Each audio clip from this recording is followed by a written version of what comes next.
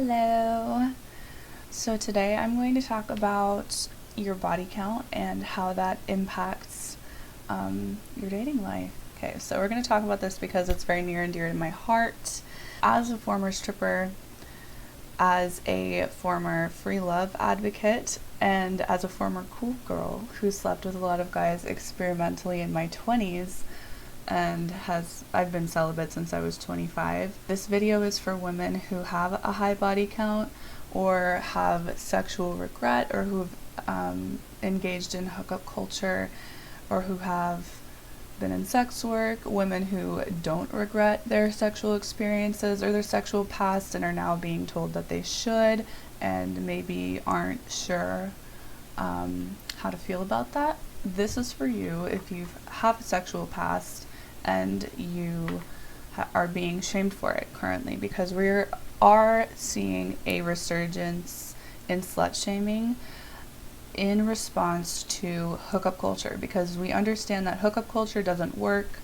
Hookup culture is not good for society, and we are seeing and going to see in the future a huge resurgence in slut shaming. So this video is kind of in preparation for that.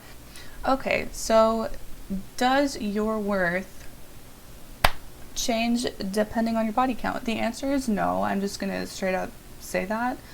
The answer is no. However, other people in society will value you differently based on your body count. I prefer to just say your sexual experience, because body count is just so dehumanizing. It's kind of a disgusting way of talking about it.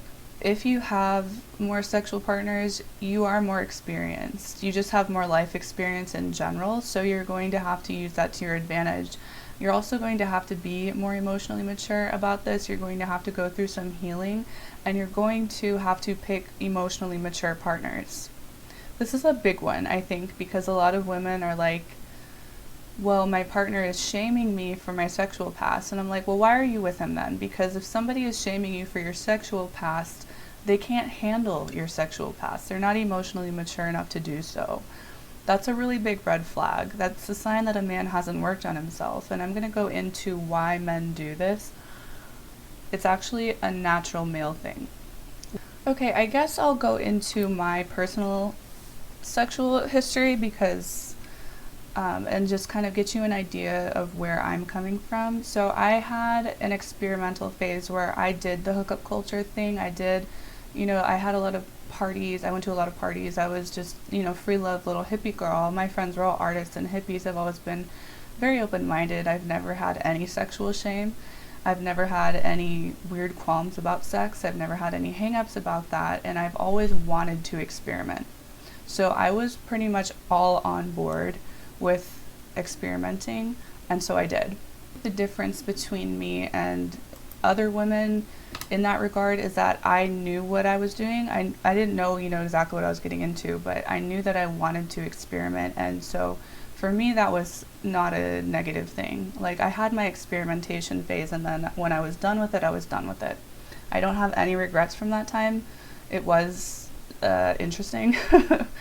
I won't say it was healthy, compared to where I am now, but it was not, it wasn't like unconsensual. It wasn't in any way something I didn't want to do. I did want to do it. Whether or not that came from a healthy place is really irrelevant, because it happened and I wanted it. So I do see a lot of women who are talking about regrets that they have and sexual regret, and I'm going to go into that in a bit. I don't have any sexual regret. I think my regret, I guess I don't really have any regret, because I do a lot of healing work. I do a lot of internal work on self-acceptance, and regret is a lack of self-acceptance. All of the choices I've made were the best decisions for me at the time. So sexual regret is something that's a self-heal. That's going to have to be a self-healing thing. If you have a lot of sexual regret, you're going to have to learn how to accept what happened and the choice that you made, and fully approve of that. Not just accept it, but approve of it. If you want to have high self-esteem and high self-worth, you're going to have to approve of the choices that you've made in your past. Okay, let's talk about male mate guarding and the origins of slut shaming. So many men get really insecure around sexually experienced women, and that's because they don't like that she makes them feel insecure about their manhood. Most men don't understand why this is, but men, if you look at men versus women, men care about your sexual partners a lot more than women care about men's sexual partners. So the reason that men get insecure around women who have had more sexual partners, and the reason that they get so obsessed with how many partners a woman has had, is because way back in the day, women would sleep with the most desirable male, and the most desirable male would just kill all her other partners, because men are very territorial. They have testosterone, they have the natural aggression, and a lot of men are just like, they want to kind of conquer things. It's just kind of a man thing. And so if a man was killed by a stronger man, or if a woman was taken by a stronger man, that meant that he wasn't strong enough. He just lost his status in society. So this is just an ancient biological thing. I think most people just don't even think about it because it's so far removed from where we are now. You know, we have cultural things in place to keep us from doing this. Monogamy is one of those. So men invented monogamy because of the violence that is caused by men. Never add anything to society, and they just kind of destroy society, which is a lot of what we're seeing today with like incels and men who are just kind of useless. They aren't doing anything with their lives. They're just complaining and getting on the internet and being weird. We see a lot of this because they don't have anything to do. They aren't being forced to become better men. And so monogamy was invented to kind of stop this competition for mates where only the guys on top would get all of the women. Men are insecure about this because it is emasculating to them. A man who can't keep a woman is a man who's seen as a lesser man. It means he cannot protect her. It means he's not man enough. It means that a woman who has had more sexual partners has more experience, or she has different standards, and he doesn't know what those standards are, so he's always subconsciously kind of comparing himself to the other men that he imagines.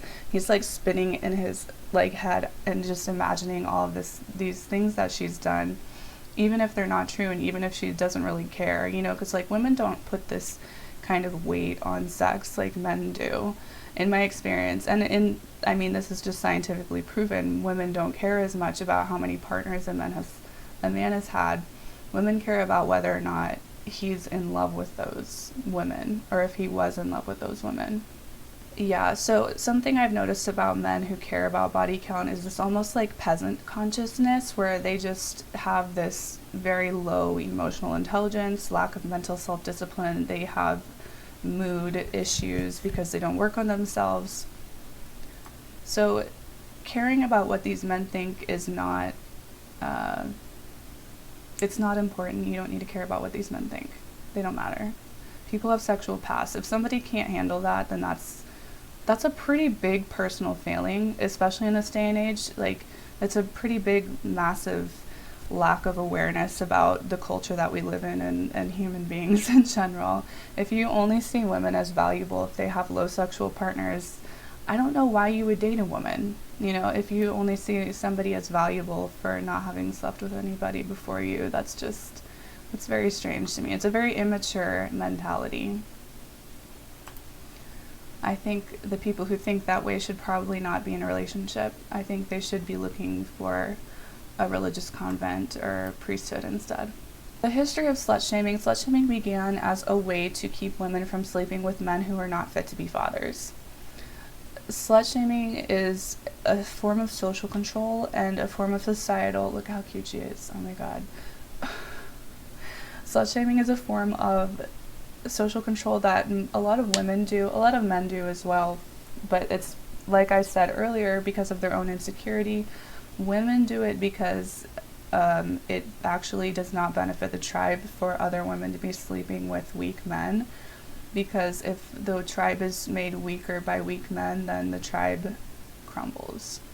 And women know that. Women are pretty ruthless when we're healthy. Unhealthy women are not ruthless. They're cut off from that. But the whole slut-shaming thing, it's just a form like, shame is a form of societal and social control. It is not a healthy or necessary emotion. You don't need shame in order to keep yourself in line. Women are sex. We innately understand the energy of life, death, and sex. We just carry these energies in our bodies at all times because we are that. Women are the energetic powerhouses of the sexes. Men have stronger bodies, women have stronger energy bodies. And you see this reversed. Some women are more masculine and have stronger bodies or stronger minds, and some men are more feminine and have stronger energy bodies. So because women are this sex, life, and death energy, men will use our sexual energy as a battery to make themselves more powerful. This is the spiritual root of slut shaming. It's the spiritual reason that people slut shame.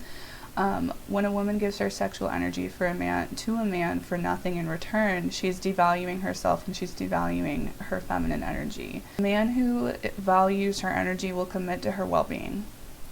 And when a man commits to her well-being, it looks like providing for her physically, mentally, spiritually, and emotionally. When a woman is giving away her sexual energy, it is being used and not replenished. So this is why you see women who are not being taken care of properly by a man look depleted, they look stressed, they're not glowing, they're not thriving. You know, you see the difference between women. So if you go out to the store, you'll see women who are being taken care of, they have this glow. They have this just like relaxed kind of peaceful glow, and that's because her man or her masculine partner is taking care of her and providing for her. Her energy is being replenished. Women all used to be taken care of by all the men in the tribe, and so there were no women who looked, haggard and ragged, even though they were married to a man. But it's like these women who are going 50-50, who aren't being taken care of by a man and are still giving their sexual energy to him, or just their energy in general. He's not giving anything to them in return, and so her energy is just being depleted. Your energy can never be fully depleted, and it can never be permanently drained. Your energy can be renewed as long as you're not with someone toxic who's just leeching off your energy.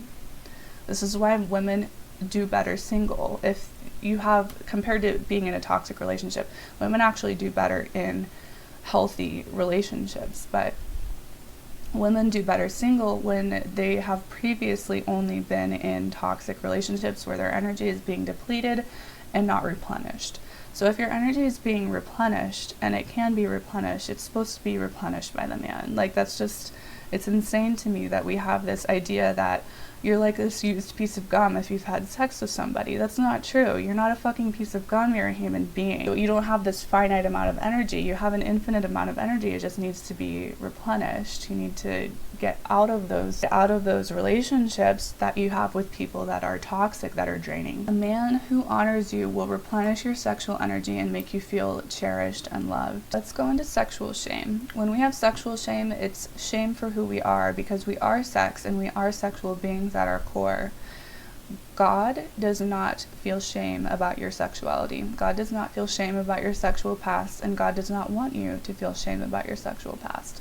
If you don't like the word God, use the word universe or whatever, source energy, whatever makes you feel most comfortable, because I understand that God is kind of loaded, especially if you have a religious background. I like God because that's just easy for me. So nothing is wrong with you for having had sex, even if you regret it.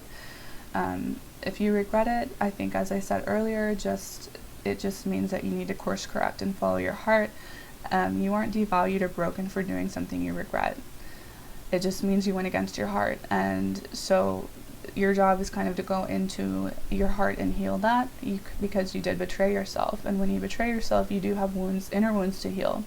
You're not permanently broken. You didn't do anything that can't be corrected by in the future just taking different action. Nothing is wrong with you for having had sex that you do not regret either. Feeling shame for having consensual sex is like feeling shame for breathing or eating more than one meal. That's absolutely ridiculous. Consensual sex that you chose, that you don't regret, what is wrong with that? There's nothing wrong with that. It becomes a problem when you do it from a place of self-hate or from a place of self-betrayal. I do not subscribe to the idea that sex before marriage devalues you, and that's because sex is life and life is sex, and without sex you wouldn't exist. There's no such thing as sex that's done from a place of love that is ever going to be harmful to society. Sorry. The idea that if you have sex before marriage, you're like ruining society. Like, I understand why people say that, because most people should probably get married before they have sex, but if you're a conscious person and if you're a healthy person and you are following your heart and you are having sex with people who are fully providing for you, who fully cherish you and care for you, they are doing their part, and you are doing your part. You have a healthy sexual dynamic with them, and they have made a commitment to you. That's what marriage is. The only difference between marriage and what I just said is the legal commitment. And I do believe that you should have a legal commitment in place in today's society. I think back in the day we didn't need those legal commitments because we had tribal commitments. A man who went against his word to the tribe would be excommunicated from the tribe. We don't have that kind of real power today. If you excommunicate a man from your village today, he can just go to a different village. Like, there's no real consequence for a man being an absolute dick and, screwing over a woman. So I think today marriage is a really good idea, and that you should legally protect yourself, even if you trust your partner. And you're like, oh, but why should I get married? Well, look up the legal benefits of getting married. Gay people did not fight for their right to get married for no reason. They fought for their right to get married because there are massive benefits to it, and I'm very, very serious about that. But I do not subscribe to the idea that sex before marriage devalues you and harms society. I don't think that it does. Giving sex to men who have not worked for it harms society. And today, a lot of the time, that does look like making sure that you're legally protected with marriage before having sex. I also don't subscribe to the modern feminist idea that sex can be casual. Unconscious casual sex is not healthy for humans and destroys societies. As I said, a man who has not proven himself worthy of you and who is not committed to you and who does not provide for you, why would you give him sex? When you give a man sex, what you're doing is rewarding his behavior. Women are sex energy, we are life energy. So when a man has sex with a woman, what happens is he uses that energy to make himself more powerful and to lift himself up. Without an even energy exchange, the power imbalance gets greater. So the man begins to have more power, and the woman's power becomes diminished because he's just taking from her without giving her anything in return. So there's no such thing as casual sex. If you have sex with somebody, you do need to love them, in my opinion. I think it would be best. You can't get it wrong. You can't be devalued. You can't lose something that was not your choice to let go of. Blaming yourself for acting out of ignorance is an act of self-hate. Shame is a form of social control. It does not come from God. I see a lot of people who are like, shame is healthy and shame is necessary. No, it's not. Shame is only necessary in an unconscious tribe that needs social control in order to maintain social cohesion with the tribe. Shame is an ancient form of social control. It does not come from God. There's no such thing as a shame that comes from God. Blame, shame, and guilt, all of that, not from God. God will never tell you to feel ashamed of yourself for anything. People do that, not God.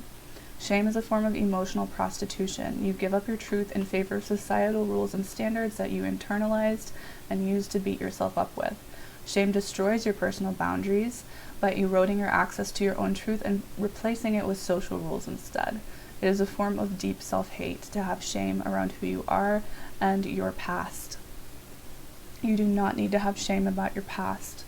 You are a social species. It is in your DNA to be pro-social. Getting rid of shame will not turn you into an egomaniac or a psychopath.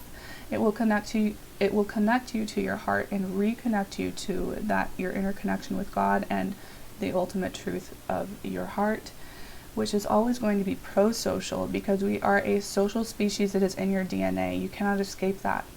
You are a being made of love and light, and you cannot get rid of that. The antidote to shame is self-empathy, self-compassion, self-acceptance, and complete approval of the thing that you have shame about. We do not need shame. Shame is an old paradigm.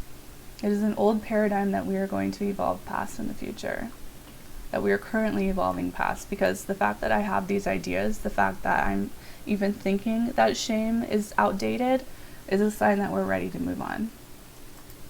You cannot have high self-esteem and feel shame. It's not possible. They are two different, they are opposite vibrations. High self-esteem and shame are the exact opposite vibration. Shame is self-hate, high self-esteem is self-love. Okay, let's move on to soul ties. I have an unpopular and very brief opinion on soul ties. You can have a soul tie with a tree. You can have a soul tie with a homeless man who smiles at you on the street and makes your day better, okay? You are God in a body. You have soul ties with literally everything in existence. You have soul ties with the beginning of the universe. You have soul ties with the end of the universe. Sex is powerful, so of course it creates soul ties. If a soul tie doesn't feel good, remove the cord. Get rid of the negative energy that's in there. It does not have to be that big of a deal. Everybody has soul ties with everything. The myth of the perfect sexual relationship. One thing about relationships and human life is that there is no such thing as a perfect sexual relationship. It's not a thing. All relationships grow you if you choose to accept the lesson. There will always be smart ways about how to choose a partner and how to go about having sex. You can always improve your knowledge. You can always improve your connection to your heart. You can always improve your understanding of biology and evolution and how sex works, basically, how men and women work. You can improve your standards. Just don't condemn your past for not knowing the things that you know now. That's absolutely a practice in futility. Just condemning yourself for the things that you know now that you didn't know back then is self-hate. It's like telling a baby, wow, you're so stupid for not knowing algebra. Please. We were raised in a sexually ignorant culture. Hopefully that's getting better, but I don't know. I'm seeing this new slut shaming that's going to get worse, as I said, because of the backlash against hookup culture. This is kind of why I'm making this video right now, is for the ex-sluts, or the current sluts, who are just like, oh my god, what do I do? You are not a piece of gum that loses value. You're not a fucking piece of gum that is like chewed and more chewed and it's like passed around in a circle. I was taught this in Christian school, this disgusting metaphor about female sexuality is that when a woman has sex, she becomes like chewed gum. It's like, what?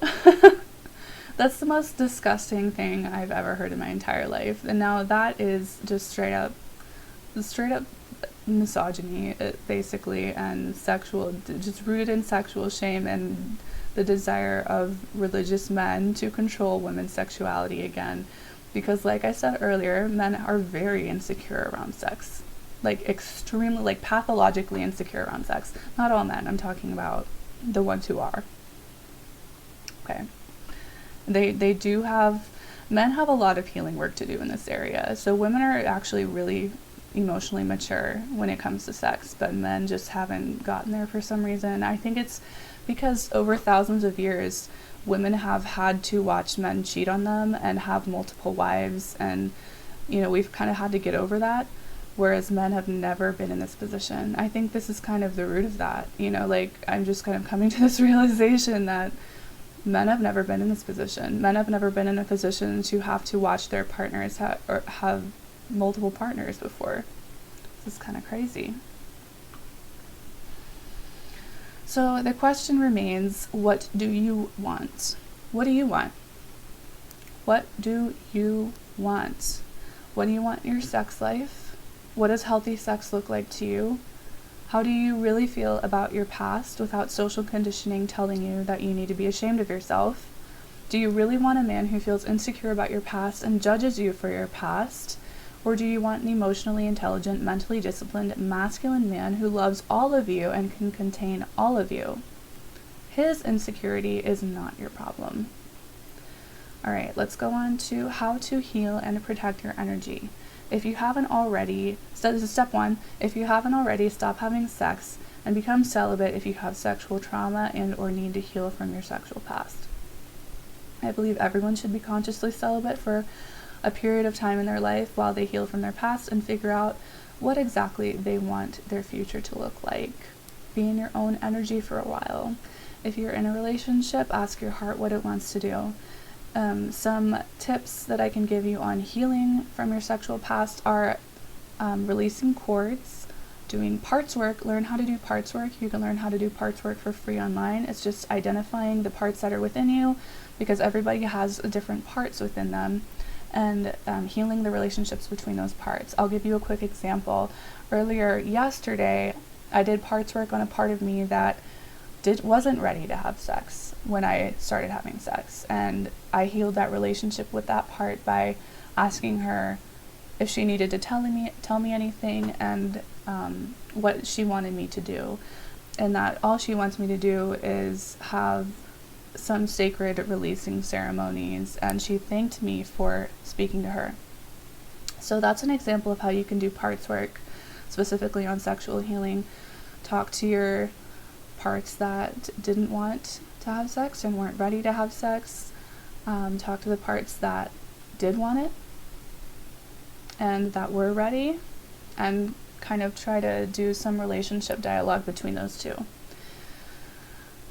Another form of healing is soul retrieval. I use the completion process by Teal Swan. That process has changed my life. It healed my complex PTSD. Also, go to therapy. Get some professional help. Step 2, decenter male opinions. Like I've been saying, ask yourself, is this guy emotionally mature enough to even handle me? That's a really big one. Step 3, ask yourself, whose standard am I holding myself to? Is this mine? Is this God's, who will never judge me? Is this a social standard that I have unconsciously ingested? Do I want to keep this standard or not? Do I feel like I need to shame myself to keep myself in line? Why do I feel that way? Do I want to be kept in line? Is this belief beneficial to me or not? Could it be improved? Could this belief be improved? Is the answer to hookup culture really going back to slut shaming, or is there a better way? And you can just journal on those questions. Ask yourself whatever questions kind of come up for you.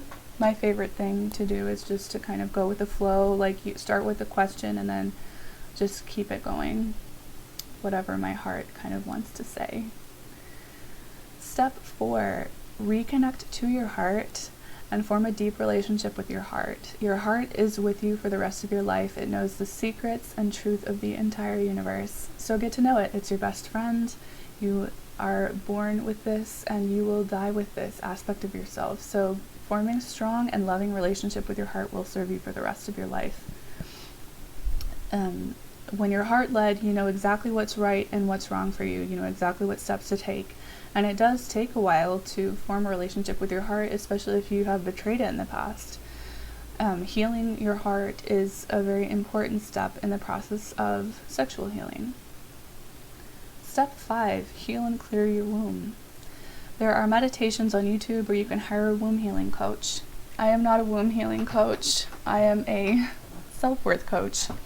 Step 6, raise your standards. Learn to value and respect yourself. If you would like help with this, my one-on-one coaching is available. We do work on self-worth and worthiness. Step 7, accept and approve of your past and what happened to you, what you did, the choices that you made out of ignorance, and accept and approve of your past even though you have regret, and even if you don't have regret, but perhaps feel some shame. Forgive yourself for your past and let yourself mourn and grieve over it if it was traumatic. Love and accept yourself and own your choices if it was not.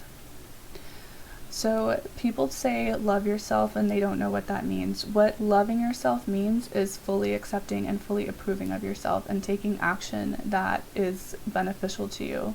Love is an action, not a feeling. And I think the most important part of self-love for me has been acceptance and approval of everything that I am. Not just the things that I like about myself, but the things that I hated about myself as well. Step 8, make a list of what you want in a partner and exactly when you will do certain things with them, like kissing, sex. For example, on my list is I'm not going to have sex with you until marriage. Sorry. Just know exactly when you're going to do things, because that keeps you in line. Like, the more time you spend with a guy and the more attracted you get to him, the less you want to follow the rules that you should, just to honor yourself and know exactly when you're comfortable with things. This is a form of self-respect, by the way. Never back down on your standards.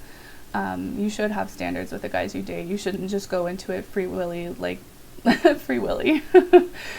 Yeah, free willy. You shouldn't go into it free willy. You should know exactly what you want, exactly when you want it. And I know it's not sexy because, like, you want to go with the flow, but it's not sexy to say you're going to do something and then go and do the opposite of it, you know, or to let yourself, like, if you have this standard for yourself and then you let a guy